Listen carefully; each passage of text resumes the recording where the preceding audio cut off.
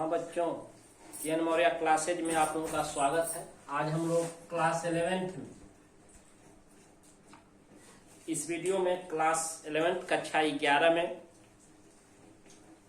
Angiospermic plant आवृतबीजी पौधों में गैमेटोफाइट युग्मकोद्भिद के बारे में अध्ययन करेंगे, है ना। एंजियोस्पर्मिक प्लांट लोग पढ़ रहे थे, आवृतबीजी पौधे, पुष्प पौधे इसको कहते हैं। तो एंजियोस्पर्मिक प्लांट आवृतबीजी पौधे में युग्मकोद्भिद क्या है। सबसे पहले हम जाने युग्मकोद्भिद क्या है। युग्मकोद्भिद वह अवस्था जिसमें युग्मकों का निर्माण होता है। सामूहिक रूप से युग्मकोद्भिद कहते हैं, जैसे नर युग्मक और मादा युग्मकों के निर्माण और विकास की अवस्थाएं ही युग्मकोद्भिद कहलाती हैं। तो इसके अंतर्गत हम लोग आवृतबीजी पौधों में युग्मकोद्भिद पढ़ा जाएगा। तो फीमेल गैमेटोफाइट और मेल गैमेटोफाइट ये दो रूपों में होती है। मादा युग्मकोद्भिद, इसके अंतर्गत मादा युग्मक का निर्माण होता है, और मेल गैमेटोफाइट नर युग्मकोद्भिद, उसके अंतर्गत नर युग्मक का निर्माण होता है। इस तरह से हम लोग अध्ययन करेंगे। तो आवृतबीजी पौधों में बहुत ही very simple type of gametophyte are found. बहुत ही सरल प्रकार की युग्मकोद्भिद अवस्था पाई जाती है। ये दो रूपों में होती है। कितने रूपों में होती है? दो रूपों में होती है, मादा युग्मकोद्भिद और नर युग्मकोद्भिद। बच्चों अब चलिए चलते हैं, एक एक करके देखा जाए। ये दो रूपों में, ये मादा युग्मकोद्भिद और ये नर युग्मकोद्भिद, मेल गैमेटोफाइट। तो सबसे पहले हम लोग फीमेल गैमेटोफाइट के बारे में अध्ययन करेंगे। ये फीमेल गैमेटोफाइट, ये मादा युग्मकोद्भिद वेरी सिंपल टाइप, बहुत ही सरल प्रकार की होती है। ये कॉम्प्लिकेटेड नहीं होता है, बहुत ही सरल प्रकार की। जैसे हम लोग जानते हैं कि पुष्प जो होता है, ये पुष्प में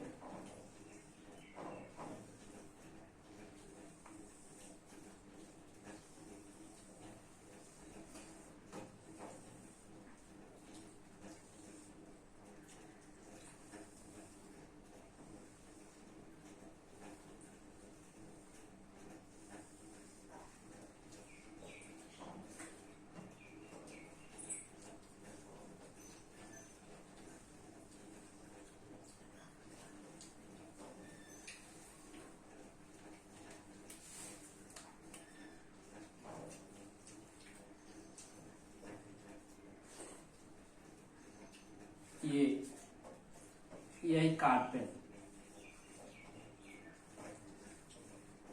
अंडक है, और ये पुंकेसर है, स्टेमेन। तो इस कार्पेल अंडक जो है फीमेल सेक्स ऑर्गन, तो पुष्प की संरचना देखना है बच्चे। इसी में दोनों युग्मकोद्भिद, नर युग्मकोद्भिद और मादा युग्मकोद्भिद। ये गैनीशियम जायंस से मादा युग्मकोद्भिद और एंडोसियम की इकाई पुंकेसर से नर युग्मकोद्भिद का निर्माण होता है। तो चलिए सबसे पहले हम लोग गैनीशियम की इकाई कार्पेल अंडक से किस तरह से मादा युग्मकोद्भिद का निर्माण होता है उसके बारे में जानकारी हासिल करेंगे। तो मेगास्पोरेंजियम आर ओव्यूल बीजांड, यही जो है ये पूरा ओव्यूल बीजांड है। ये मेगास्पोरेंजियम क्या है? गुरु बीजाणुधानी, इसको कहते हैं बच्चों गुरु बीजाणुधानी। मेगास्पोरेंजियम को कहते हैं गुरु बीजाणुधानी, या इसी का दूसरा नाम ओव्यूल बीजांड होता है। और यह बीजांड जो है मादा युग्मकोद्भिद के अंदर ये पैतृक टिश्यू सराउंडेड, घिरा होता है bye 2n diploid parental tissue. और ये मेगास्पोरेंजियम आर ओव्यूल जो है द्विगुणित पैतृक उत्तकों द्वारा घिरा होता है। किसके द्वारा? द्विगुणित पैतृक उत्तकों द्वारा घिरा होता है।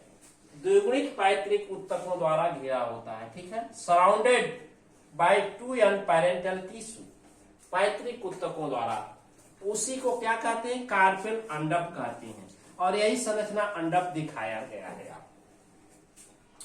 तो बच्चों ओव्यूल, अब इस अंडप जो होता है, यहां तक क्लियर हो गया कि मेगास्पोरेंजियम गुरु बीजाणुधानी या इसी को ओव्यूल बीजांड कहते हैं, जो द्विगुणित पैतृक ऊतक 2n पैरेंटल टिश्यू से सराउंडेड होता है और उसी को कार्पेल अंडप के नाम से जाना जाता है। ये अंडप या कार्पेल जो है यूनिट ऑफ गैनीशियम, जायांग की इकाई होती है। क्या होती है? जायांग की इकाई, जायांग की इकाई होती है। अब इस ओव्यूल बीजांड के न्यूक्लियस, ओव्यूल बीजांड के न्यूक्लियस बीजांडकाय, ओव्यूल बीजांड के न्यूक्लियस बीजांडकाय कैसी संरचना है? 2n डिप्लॉयड स्ट्रक्चर है। क्या है? 2n बच्चों द्विगुणित संरचना है। अब इसी द्विगुणित संरचना 2n बीजांडकाय के न्यूक्लियस की कोशाओं में से एक कोशा डिफरेंशिएटेड होकर भिन्नित हो जाती है, और भिन्नित हो जाती है, डिफरेंशिएटेड हो जाती है, उसको मेगास्पोर मदर सेल कहते हैं। गुरु बीजाणु मातृ कोशिका के नाम से जानते हैं। मेगास्पोर मदर सेल, गुरु बीजाणु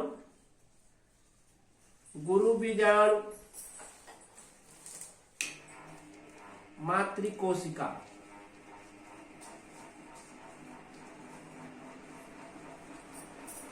इसी को मेगास्पोर मदर सेल, गुरु बीजाणु मातृ कोशिका कहते हैं। और ये 2n होती है। क्या होती है? 2n होती है। तो बीजांडकाय न्यूक्लियस जो द्विगुणित है, इसकी कोशाओं में से एक कोशा डिफरेंशिएटेड होकर, भिन्नित होकर के अलग हो जाती है, जिसको मेगास्पोर मदर सेल, गुरु बीजाणु मातृ कोशिका कहते हैं, जो 2n होती है। अब बच्चों इसी गुरु बीजाणु मातृ कोशिका मेगास्पोर मदर सेल के RD से रिडक्शन डिवीजन इसको कहते हैं, अर्धसूत्री विभाजन, रिडक्शन डिवीजन, अर्धसूत्री विभाजन, रिडक्शन डिवीजन, अर्धसूत्री विभाजन से 4 हेप्लॉइड मेगास्पोर बन जाते हैं। 1 2 3 4, ये इसका केंद्रक विभाजित होकर के अर्धसूत्री विभाजन द्वारा 4 अगुणित गुरु बीजाणु बना लेता है। कितना? 4 अगुणित गुरु बीजाणु बना लेता है। 4 हेप्लॉइड मेगास्पोर फॉर्म कर लेता है। इसी को टेट्राड कहते हैं बच्चों। 4 मेगास्पोर बन गए। अब उस 4 मेगास्पोर में से 3 जो होते हैं डीजनरेट हो जाते हैं। क्या होते हैं? 3 नष्ट हो जाते हैं, और एक का वृद्धि व विकास होता है, और जिसका वृद्धि और विकास होता है उसका केंद्रक लार्ज साइज हो जाता है, बड़ा हो जाता है। उसको फंक्शनल मेगास्पोर, क्रियात्मक गुरु बीजाणु कहते हैं। क्या कहते हैं? क्रियात्मक, फंक्शनल मेगास्पोर। यही एक बचा जो फंक्शनल मेगास्पोर होता है।